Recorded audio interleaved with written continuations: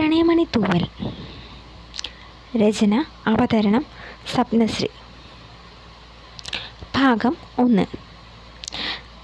ഇത്രയും കാലം സ്വന്തം മകനൊരു ചീത്തപ്പേരുണ്ടാവാതിരിക്കാൻ അറിയാവുന്ന സത്യം ഞാൻ മൂടി വെച്ചു. ഒരമ്മയുടെ സ്വാർത്ഥതയായിരുന്നു അത്.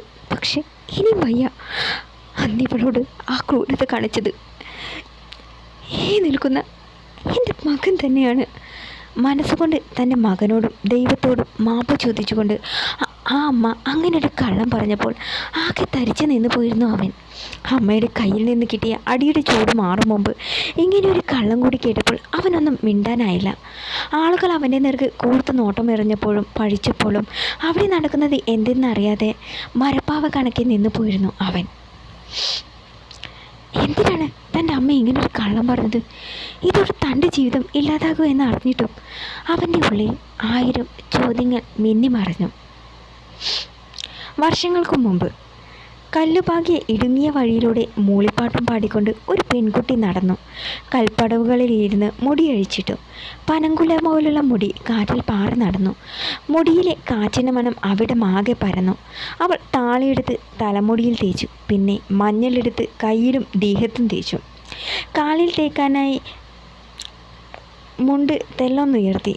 ഒഴിഞ്ഞ കാൽപാദങ്ങൾ കണ്ടതും അവളുടെ മുഖം വാടി.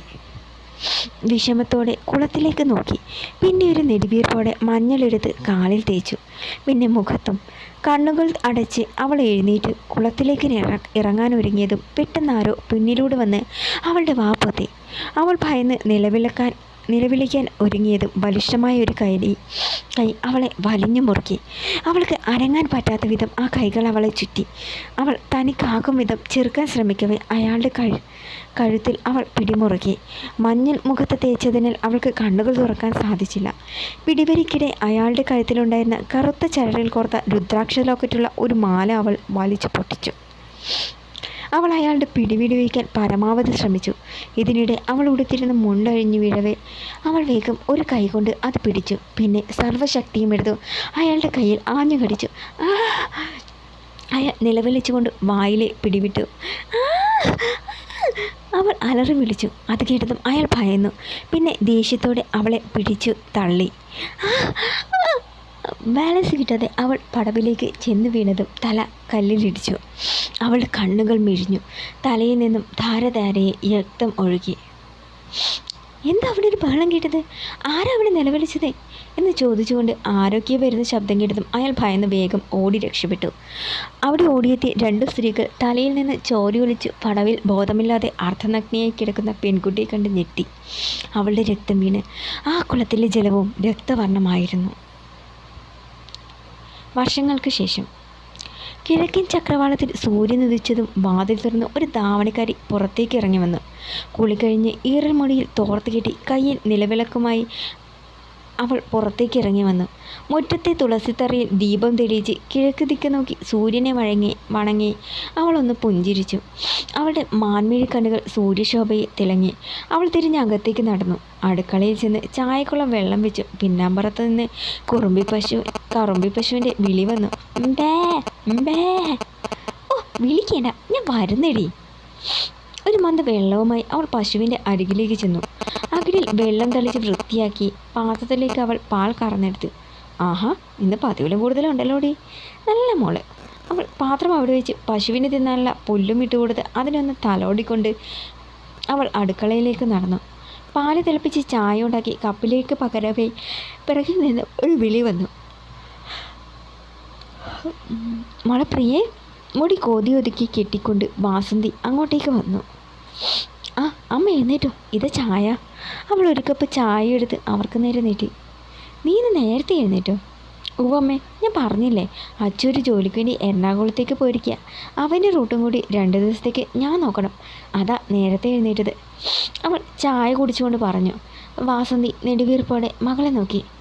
അമ്മ എന്താ എന്നിങ്ങനെ നോക്കുന്നത്? ഒന്നുമില്ല. എൻ്റെ മോളുടെ കഷ്ടപ്പാടൊക്കെ എന്നാ ഒന്ന് അവസാനിക്കുക? നിൻ്റെ അച്ഛനുണ്ടായിരുന്നെങ്കിൽ ഇങ്ങനെ കാലത്ത് എഴുന്നേറ്റ് നിനക്ക് പത്രവും കൊണ്ടുപോവുകയും കിട്ടുന്ന ജോലിയൊക്കെ ചെയ്യുകയും വേണമായിരുന്നു. ശരിക്കും ഒരു രാജകുമാരിയെ പോലെ കഴിയേണ്ടവളല്ലേ നീ? ഇപ്പോൾ പറയാനാവാതെ വാസന്തി കരഞ്ഞു. ഓ തുടങ്ങി അമ്മ ഇങ്ങനെ ഓരോന്നോർത്ത് കരയാതെ. ഞാൻ രാജകുമാരിയില്ലെന്ന് ആരാ അമ്മയോട് പറഞ്ഞത്? ഈ അമ്മയുടെയും ആ അച്ഛൻ്റെയും രാജകുമാരി ഞാൻ തന്നെയല്ലേ. പിന്നെ കാലത്ത് എഴുന്നേറ്റ് പോകുന്നത് ഇത് നല്ലൊരു എക്സസൈസ് അല്ലേ അമ്മ? അമ്മ ഇങ്ങനെ വീട്ടിൽ കൂടുന്നത് കൊണ്ടാ. എത്ര പേരാ തടി കുറയ്ക്കാനെന്നും പറഞ്ഞ് എന്നെപ്പോലെ കാലത്ത് എഴുന്നേറ്റ് നടക്കുന്നതെന്നോ? അത് വിചാരിക്കുമ്പോൾ ഇത് ലാഭമാ അമ്മേ. എക്സസൈസിന് എക്സസൈസ്, മാസാമാസം നല്ലൊരു പണം കിട്ടും. അതുപോലെ അവൾ ചിരിച്ചുകൊണ്ട് പറഞ്ഞു. മതി, എന്നെ സമാധാനിപ്പിക്കാൻ ഇങ്ങനെ ഓരോന്ന് പറഞ്ഞാൽ മതി. അമ്മ വിഷമിക്കാതെ, നമ്മുടെ ഈ കഷ്ടപ്പാടൊക്കെ മാറും. എനിക്ക് നല്ലൊരു ജോലി കിട്ടട്ടെ, അതുവരെ നമുക്കിങ്ങനെ തട്ടിമുട്ടി കഴിയാമേ. വാസന്തിയുടെ തോളിലൂടെ കൈയിട്ട് ചേർത്ത് പിടിച്ചുകൊണ്ട് കൃഷ്ണപ്രിയ പറഞ്ഞു. പെട്ടെന്ന് ക്ലോക്കിൽ മണി മുഴങ്ങി. എൻ്റെ അമ്മേ, മണി 6 ആകാറായി, ഞാൻ പോട്ടെ. അതും പറഞ്ഞ് അവൾ കപ്പവും താഴെ വെച്ച് സൈക്കിളിൻ്റെ ചാവിയെടുത്ത് പുറത്തേക്ക് നടന്നു. വാസന്തി പിന്നാലെ ചെന്നു. അമ്മേ, ആ മാരത്തേക്ക് ഇന്ന് കുറച്ച് കൂടുതൽ പാൽ വേണമെന്ന് പറഞ്ഞിരുന്നു. പിന്നെ ലക്ഷ്മി ചേച്ചി ഇന്ന് കാശ് തരാമെന്ന് പറഞ്ഞതാ, അതും വാങ്ങി വെച്ചോണം. ഞാൻ പോട്ടെ, സൂക്ഷിച്ച് പോകണം. സൈക്കിളും ചവിട്ടിക്കൊണ്ട് അവൾ പോയി. കവലയിലെത്തുമ്പോഴേക്കും ഓരോ ആൾക്കാർ വന്ന് അവരവരുടെ പത്രക്കെട്ടുകൾ എടുത്തിരുന്നു. കുമാരേട്ടാ, എൻ്റെ കിട്ടിയെങ്കിൽ തന്നേക്ക്, പിന്നെ അച്ചുവിൻ്റെയും. അവൾ സൈക്കിൾ നിർത്തിക്കൊണ്ട് പറഞ്ഞു. ആ, അച്ചു നിന്നെ അവൻ്റെ റൂട്ട് ഏൽപ്പിച്ചത് അല്ലേ? അതെ. അവൾ പത്രക്കെട്ടുകൾ വാങ്ങി സൈക്കിളിൽ വെച്ചു. പിന്നെ ഇത് ചന്ദ്രത്തേക്കുള്ള വീക്കിലി പറ്റുക, ഇതങ്ങ് കൊടുത്തേക്കണം. അവളൊന്ന് നിശ്വസിച്ചുകൊണ്ട് അത് വാങ്ങി. എന്നാൽ ശരി, ഞാൻ പോട്ടെ, ഇപ്പോൾ തന്നെ വൈകി. അതും പറഞ്ഞ് അവൾ സൈക്കിളുമായി പോയി. പാവം, ആ കൊച്ചിൻ്റെ ഒരു വിധി നോക്കണേ. ഇത്ര കാലം തൊട്ട് കഷ്ടപ്പെടുന്നത് ആ പാവം. രാജേന്ദ്രൻ ജീവിച്ചിരിപ്പുണ്ടായിരുന്നെങ്കിൽ അതിനിങ്ങനെ കഷ്ടപ്പെടേണ്ട അവസ്ഥ വരില്ലായിരുന്നു. കുമാരൻ പറഞ്ഞു. അല്ല ചേട്ടാ, രാജേന്ദ്രൻ തന്ത്രോത്തെ മൂത്ത മകനല്ലേ? ഒരു വാശിക്ക് രാജേട്ടൻ അവന് ഇഷ്ടമുള്ള പെണ്ണിനെ കിട്ടിയെന്ന് വെച്ച് അയാൾ മരിച്ചിട്ട് ആ ദേഷ്യം വെച്ച് നടക്കണോ?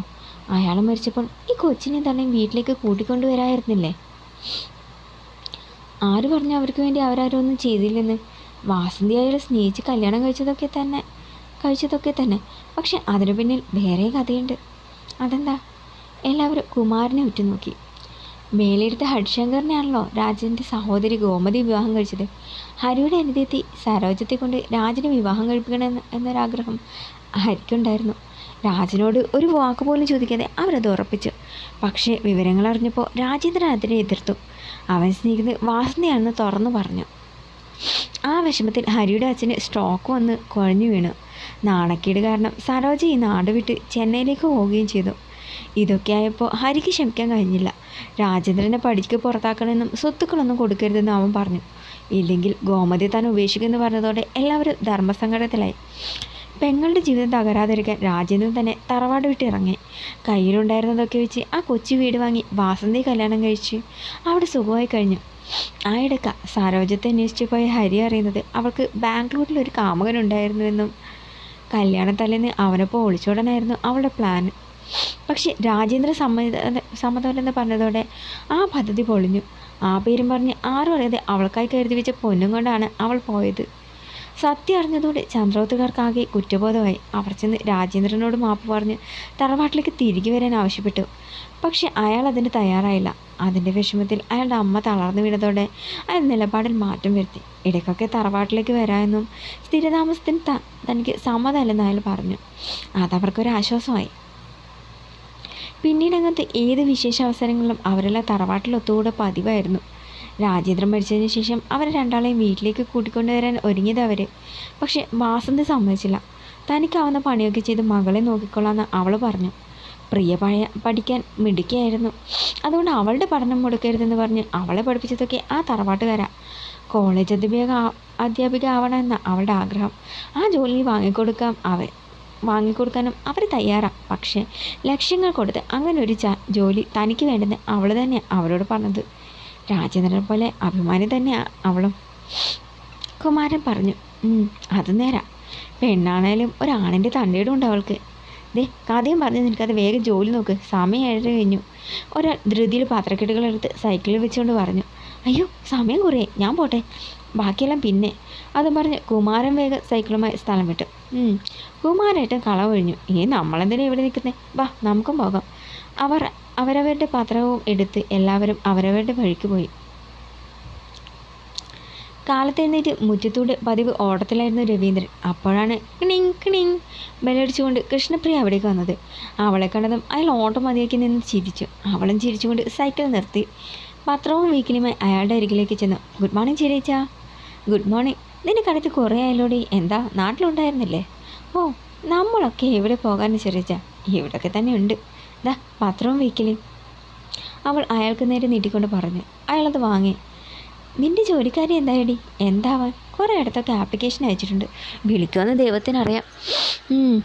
നിന്നോട് ഞാൻ പറഞ്ഞതല്ലേ GM കോളേജിൽ ഞാൻ നിനക്കൊരു ജോലി ശരിയാക്കി തരാമെന്ന്. നീ വേണ്ടിയിരുന്ന് പറഞ്ഞിട്ടല്ലേ. മാസം 10-30,000 രൂപ ശമ്പളം കിട്ടുന്നതായിരുന്നു. കളഞ്ഞില്ലേ അത്? അതെങ്ങനെയാ? ദുരഭിമാനം വിട്ട് കളിയില്ലല്ലോ നിനക്ക്, രവീന്ദ്രൻ പറഞ്ഞു. അവളൊന്ന് പുഞ്ചിരിച്ചു. ചെറിയച്ച, ജോലി കിട്ടാൻ ആഗ്രഹമില്ലാഞ്ഞിട്ടല്ല. അച്ഛൻ പറഞ്ഞതൊക്കെ ചെറിയച്ഛന് കേട്ടിട്ടുള്ളതല്ലേ. എന്തൊക്കെയായാലും ഒരിക്കലും നിങ്ങളുടെ ആരുടെ മുമ്പിൽ കൈനീട്ടരുതെന്നും ആരുടെ സഹായവും സ്വീകരിക്കരുതെന്നും പറഞ്ഞത് അച്ഛൻ. മരിച്ച് തലയ്ക്ക് മുകളിൽ നിൽക്കുന്ന ആളുടെ വാക്കിലെ തെറ്റിക്കാൻ തോന്നുന്നില്ല. അതുകൊണ്ട് ഇങ്ങനെ അങ്ങ് പോട്ടെ, അവൾ പറഞ്ഞു. അപ്പോൾ രവീന്ദ്രനുള്ള ചായയുമായി രാഗിണി അവിടേക്ക് വന്നു. പ്രിയയെ കണ്ടതും അവളൊന്ന് പുഞ്ചിരിച്ച്. ഇതാര്? പ്രിയക്കുട്ടിയോ? നീ വന്നിട്ട് കുറേ നേരമായോ? കുറച്ച് സമയമായി. പിന്നെ നീ അകത്തേക്ക് വരാതിരുന്നത്? അച്ഛൻ ഇന്നലെ മുതൽ നിന്നെ തിരക്കുന്നുണ്ടായിരുന്നു, രാഗിണി ചായ അയാൾക്ക് നൽകിക്കൊണ്ട് പറഞ്ഞു. കുറച്ച് തിരക്കായിരുന്നു ചെറിയമ്മേ, അതാ. എന്നാൽ നീ വാടി, കാപ്പി പിടിച്ചിട്ട് പോകാം. അയ്യോ, അതൊന്നും വേണ്ട, വീട്ടിൽ പോയിട്ട് പണിയുണ്ട്. എന്ത് പണി? നിന്റെ പത്രം വിതരണമൊക്കെ കഴിഞ്ഞില്ലേ? പിന്നെന്താ? രാഗിണി ഇവളെ വിളിച്ച് ഇവളെ അകത്തേക്ക് കൂട്ടിക്കൊണ്ടുപോയേ, രവീന്ദ്രൻ പറഞ്ഞു.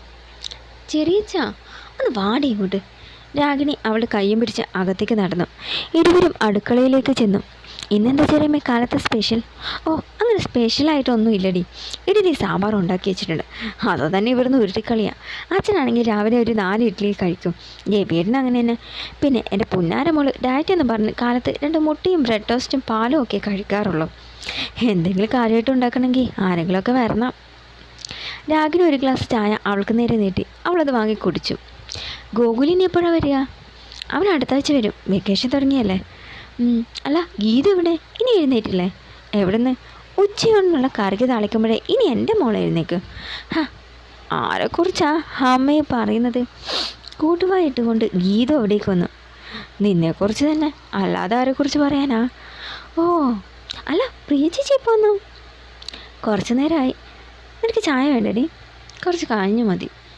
പല്ല് തേച്ച് കാണില്ല, അതാ, രാഘവ പറഞ്ഞു. ഇത് അമ്മയെ തുറച്ചു നോക്കി. അമ്മേ, എന്നെ അങ്ങനെ കൊച്ചാക്കിയൊന്നും വേണ്ട. പല്ലൊക്കെ ഞാൻ തേച്ചു. വേറൊരു വീട്ടിൽ കയറി ചെല്ലേണ്ട പെണ്ണ. മര്യാദയ്ക്ക് ഒരു കപ്പ് ചായ പോലും ഉണ്ടാക്കാൻ അറിയില്ല. കാലത്ത് എഴുന്നേറ്റ് അടുക്കളയിൽ കയറി എന്നെ ഒന്ന് സഹായിക്കാൻ പറഞ്ഞാൽ കേട്ട് പാവം ഉണ്ടാവില്ല. ഓ, അങ്ങനെ എന്നെ പണിയെടുപ്പിച്ച് അമ്മ സൂഹിക്കണ്ട. സഹായത്തിന് വേണമെങ്കിൽ ആ ശോഭ ചേച്ചിയോട് വരാൻ പറയാൻ അച്ഛനോട് പറയാം. ഇനി ഏതായാലും 2 മാസത്തേക്ക് ശോഭയോട് വരാൻ പറയേണ്ടി വരും, രാഗിണി പറഞ്ഞു. അതെന്താ ചെറിയമ്മേ? പ്രിയ മനസ്സിലാവാതെ ചോദിച്ചു. അതോ, ഇത്തവണ വെക്കേഷന് ഗോമതി ചേച്ചി ഫാമിലിയൊക്കെ വരുന്നുണ്ട്. അത് കേട്ടതും അവളുടെ മുഖം വിടന്നു. ഗീത അവളെ ഒന്ന് നോക്കി. കണ്ടില്ല അമ്മായി? കണ്ടില്ല അമ്മേ, അമ്മായി വരുന്നൊന്ന് കേട്ടപ്പോൾ ഒരാളുടെ മുഖം ട്യൂബ് ലൈറ്റ് പോലെ തിളങ്ങിയതും. സംശയിക്കേണ്ട ചേച്ചി, ചേച്ചിയുടെ മുറച്ചെടുക്കണം വരുന്നുണ്ട്, ഗീത കളിയാക്കി ചിരിച്ചുകൊണ്ട് പറഞ്ഞു. പ്രിയ രൂക്ഷമായി അവളെ നോക്കി. മുറച്ചെടുക്കനോ? ആ കുരങ്ങനോ? അവൾ ദേഷ്യത്തോട് ചോദിച്ചു. കുരങ്ങനാ? പിന്നെ എപ്പോൾ നോക്കിയാലും ചക്രമാവിൻ്റെ കൊമ്പത്ത് കയറിയിരിക്കുന്ന അവനെ പിന്നെ രാജകുമാരൻ എന്നാണ് വിളിക്കേണ്ടത്? എൻ്റെ കൺമുന്ന് വച്ചിട്ടുണ്ട് ഞാൻ, അവൾ രോഷത്തോട് പറഞ്ഞു. എൻ്റെ പ്രിയെ, പോത്തുപോലെ വളർന്നില്ല രണ്ടാളും. ഇനിയെങ്കിലും ഈ വഴക്ക് കൂടുന്നതൊന്ന് നിർത്തിക്കൂടെ? അത് ചെറിയ മാതി അങ്ങേരോട് പോയി പറ. എപ്പോൾ വന്നാലും ഓരോ കാരണം ഉണ്ടാക്കി എൻ്റെ മേക്കിട്ട് കയറും. ഓ, കാരണം ഉണ്ടാക്കുന്നത് നീ ഒട്ടും പിറകിലല്ലോ. ഇത് ചെറിയമ്മേ, വേണ്ട, ഞാൻ പോവാം. അവൾ ദേഷ്യത്തോടെ കപ്പ താഴെ വെച്ച് നടക്കാനൊരുങ്ങി. നിൽക്കടി അവിടെ, ഞാൻ ചുമ്മാ പറഞ്ഞതല്ലേ. ചായയും പലഹാരമൊക്കെ റെഡിയായി. രണ്ടാളും പോയി മുത്തശ്ശനെ വിളിച്ചുകൊണ്ട് വാ, ചെല്ലി, രാഗിണി പറഞ്ഞു. എനിക്കൊന്നും വേണ്ട, പ്രിയ കുശുമ്പോടെ പറഞ്ഞു. ഓ, വലിയ ദേഷ്യക്കാരി. അമ്മ ബ്രേക്ക്ഫാസ്റ്റ് എടുത്ത് വയ്ക്കും, ഞങ്ങൾ പോയിട്ട് മുത്തശ്ശനെ വിളിച്ചുകൊണ്ട് വരാം. എൻ്റെ പൊന്നൊരു ചേച്ചൊന്ന് വന്നേ. ഗീതു അവളുടെ കയ്യും പിടിച്ച് നടന്നു. മുകളിലെ വരാന്തയിലിരുന്ന് ചായയും കുടിച്ചുകൊണ്ട് പത്രം വായിക്കുകയായിരുന്നു ചന്ദ്രോത്ത് തറവാട്ടിലെ കാരണവരായ മോഹനചന്ദ്രൻ. മുത്തശ്ശ, ഇതാരാ വന്നിരിക്കുന്നത് നോക്കിയേ? ഗീതുവിൻ്റെ ചോദ്യം കേട്ട് അയാൾ മുഖമുയർത്തി നോക്കി. ആഹാ നീയോ? നിനക്ക് ഈ വഴിയൊക്കെ അറിയോ? അതെന്താ മുത്തശ്ശ അങ്ങനെ ചോദിച്ചതേ? ഏയ് ഒന്നുമില്ല, കഴിഞ്ഞ ഓണത്തിന് വന്ന് മുഖം കാണിച്ചിട്ട് പോയതല്ലേ നീ, പിന്നെ ഈ വഴിക്ക് കണ്ടതേയില്ലല്ലോ. ഇവിടെ കോഴിയിലേക്ക് കാലിൽ നീട്ടിയിരിക്കുന്ന ഒരു കിളവനെന്താ ചിന്ത ഇടകൊക്കെ വേണം കേട്ടോ, മോഹനൻ പറഞ്ഞു. പിന്നെ പറയുന്നത് കേട്ടത്തൊന്നും സെഞ്ചുറി അടിച്ച് നിൽക്കുമെന്ന്. ഒന്ന് പോ മുത്തശ്ശ. ഇപ്പോഴും മുത്തശ്ശൻ്റെ കൂടെ നടക്കുമ്പോൾ പ്രിയേ ഇത് നിൻ്റെ ചേട്ടനാണോന്നാ എല്ലാവരും ചോദിക്കാറ്. അത് കേട്ടത് ഗീതു ചിരി അടക്കി. മോഹൻ അവളെ ഒന്ന് നോക്കി. ഡീ വേണ്ട വേണ്ട. അയാൾ പത്രം മടക്കി വെച്ച് കസേരയിൽ നിന്ന് എഴുന്നേറ്റ് അവിടെ ചാരി വെച്ച വടിയെടുത്ത്. വാസനയ്ക്ക് എങ്ങനെയുണ്ട്? അവൾ വന്നിട്ടുണ്ടോ? ഏയ് ഇല്ല, ഞാൻ രാവിലെ പത്രം തരാൻ വന്നതാ.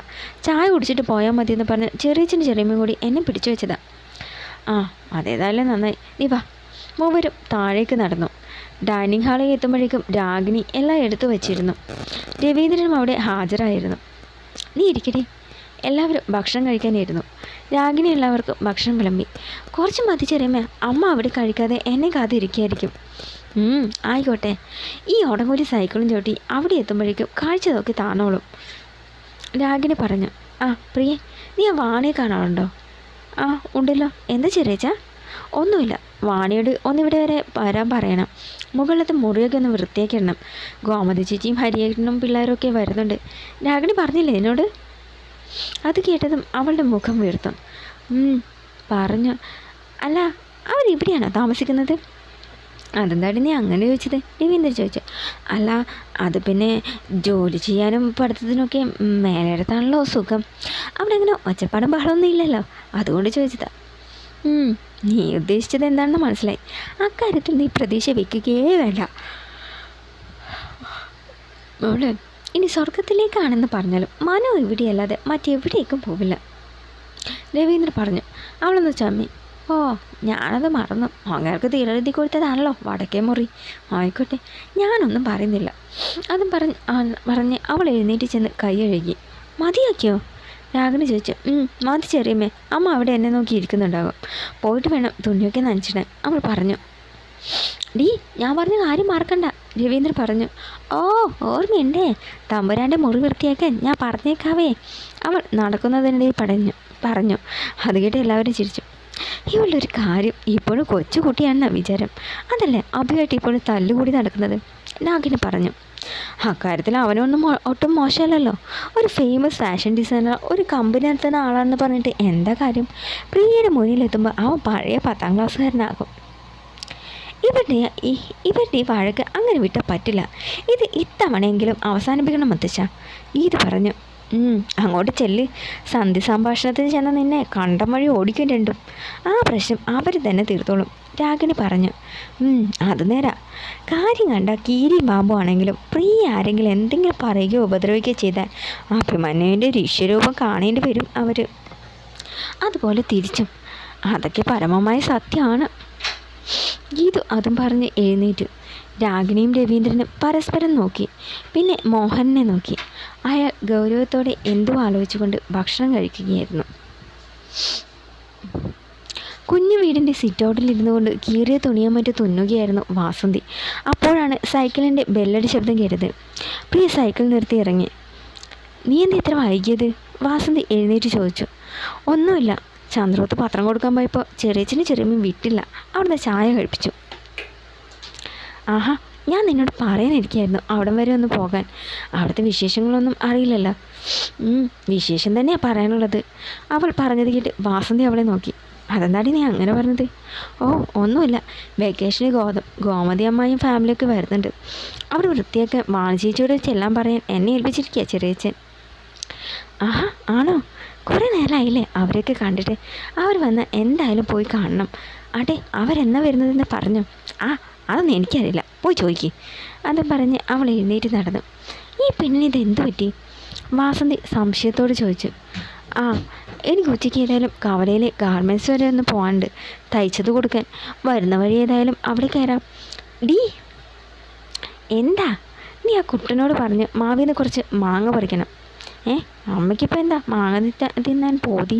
അവളുടെ കണ്ണുകൾ കുറുകി. പൊടി, എനിക്കല്ല, കുറച്ച് ഉപ്പ് വാങ്ങി കടുമാങ്ങയൊക്കെ ഉണ്ടാക്കണം. മാനിക്കുട്ടൻ അതൊക്കെ വലിയ ഇഷ്ടമല്ലേ. ഉണ്ണിയപ്പോ അരോടുക്കൊക്കെ അവൻ വന്ന ശേഷം ഉണ്ടാക്കി കൊടുക്കാം, വാസന്തി ചിരിച്ചുകൊണ്ട് പറഞ്ഞു. അത് കേട്ട് അവൾക്ക് ദേഷ്യം വന്നു. പിന്നെ ഉപ്പുമാങ്ങ, അവൻ്റെ മോന്ത തന്നെ ഉപ്പുമാങ്ങ പരുവത്തിലായിരിക്കുന്നത്, പിന്നെ എന്തിനാ വേറെ തന്നെ ഉണ്ടാക്കി കൊടുക്കുന്നത്? ഡി വേണ്ട വേണ്ട, നിന്നേക്കാൾ 2 വയസ്സിന് മൂത്തത് അബിക്കുട്ടൻ. എടാ ബോടാ വിളിയൊന്നും വേണ്ട, വാസന്തി ശാസനയോട് പറഞ്ഞു. ആ എന്നാൽ ഞാൻ തമ്പുരാനേന്ന് വിളിക്കാം, എന്താ അമ്മയ്ക്ക് സന്തോഷമാകുമോ?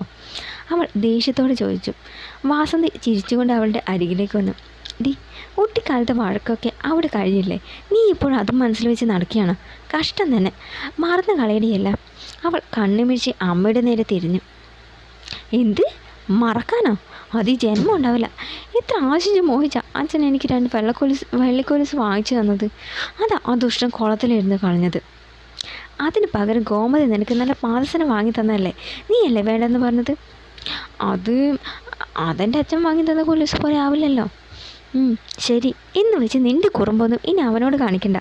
അവനിപ്പോൾ പഴയ ആളല്ല, അറിയപ്പെടുന്ന ഒരു ഫാഷൻ ഡിസൈനറും ടെക്സ്റ്റൈൽസ് ഷോപ്പ് ഉടമയൊക്കെയാണ്, അത് മറക്കണ്ട നീ. പിന്നെ കിരീടം അഴിഞ്ഞാലും അവനെപ്പോഴും എനിക്ക് ആ വാലാട്ടിക്കുരങ്ങൻ തന്നെയാണ്, അതിലൊരു മാറ്റവുമില്ല. അതും പറഞ്ഞ് ദേഷ്യത്തോടെ അവൾ നടന്നു. ഈ പെണ്ണിനെ ഞാൻ എന്താ ചെയ്യുക, എൻ്റെ ഭഗവാനെ, വാസന്തി ഒരു നെടുവീർപ്പോടെ ഓർത്തു. പ്രിയ തന്നെ മുറിയിലേക്ക് കയറി കതകടച്ചു. പിന്നെ അലമാര തുറന്ന് അതിലൊരു പുസ്തകം എടുത്ത് തുറന്നു.